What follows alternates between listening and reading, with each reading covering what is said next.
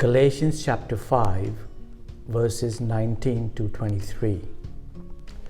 The actions that are produced by selfish motives are apparent since they decide sexual immorality, moral corruption, doing whatever feels good, idolatry, drug use and casting spells, hate, fighting, obsession, losing your temper, competitive opposition, conflict, selfishness, group rivalry, jealousy, drunkenness, partying, and other things like that.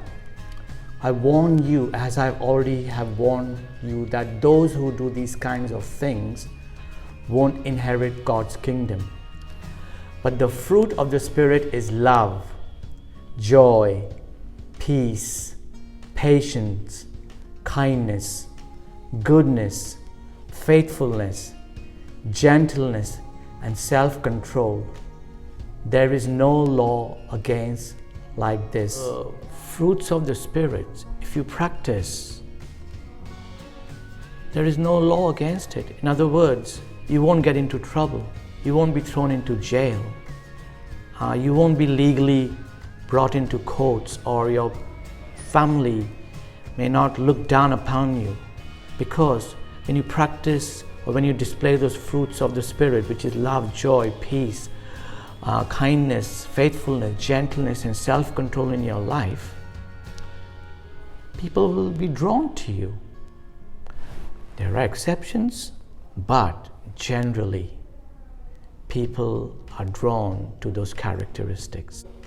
We see here that Apostle Paul describes behaviors or characteristics in two different ways.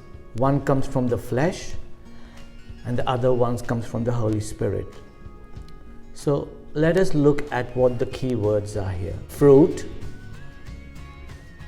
flesh, and the Spirit. We shall focus now a little bit on the fruits of the Spirit.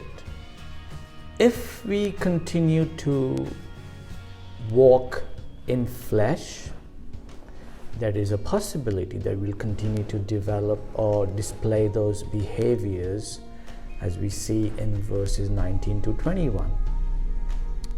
So how do we start showing the characteristics of the fruits of the Spirit?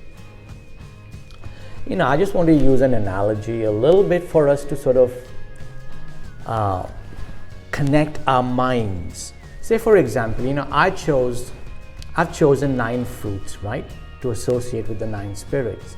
So for love, I chose mango, my favorite fruit. For joy, I chose apple. For peace, I've chosen peach. And for patience, grapes. Kindness, banana. Goodness, papaya. Faithfulness, pineapple.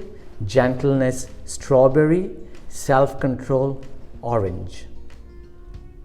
So these 9 fruits, we can see them around us when you go to a fruit store. What is it that we need to do to grow fruits in our life? Now we all know that fruits grow on trees, some grow in ground, some fruits grow from seeds, and others are grafted together through cutting and grafting with existing trees. And the gardener who does that, he's an expert in that field. So the key word here today is all about growing the fruits of the Spirit.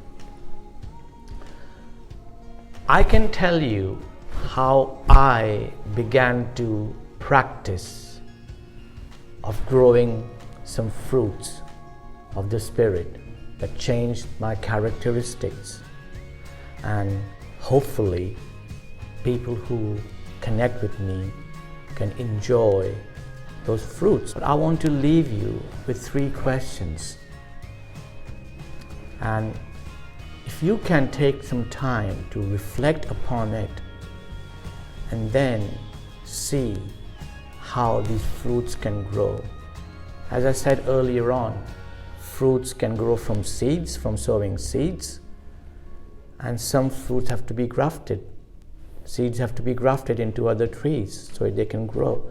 But the key word is sowing seeds.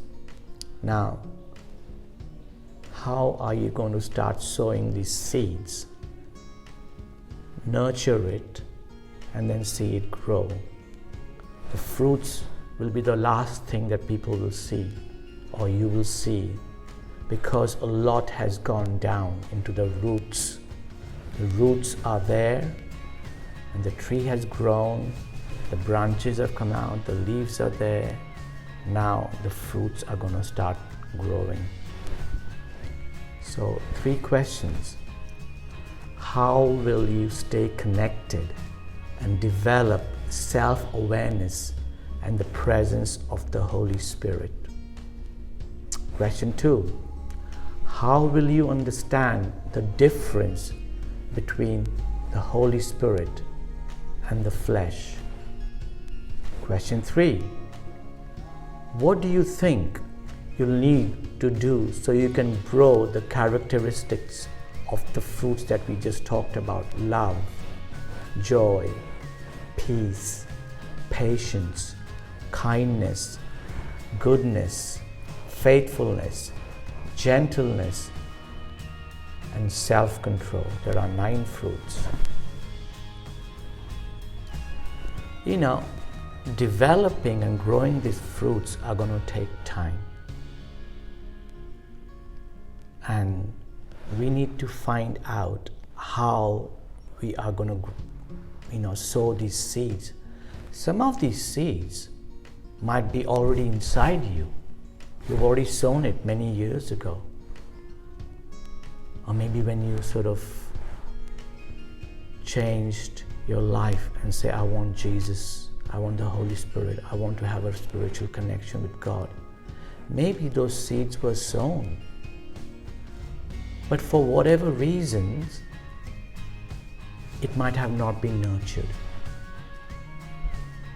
Maybe the flesh, the world, and anything that would distract you from God has not allowed those seeds to nurture. So those 3 questions that I just said, and I will say it again, once again, so you remember. How will you stay connected and develop self-awareness and the presence of the Holy Spirit? Question 1. Question 2. How will you understand the difference between the Holy Spirit and the flesh? What do you think you'll need to do so you can grow the characteristics of love, joy, peace, patience, kindness, goodness, faithfulness, gentleness, and self-control in your life?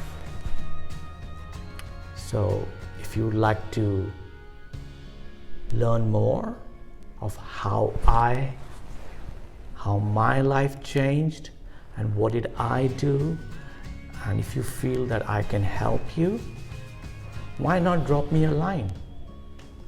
You can put your comments on the post, or just drop me a line to say, David, I'm interested in what you're talking about, and I would love to have a chat with you. I'll be very delighted and happy to help you. Take care, and God bless you.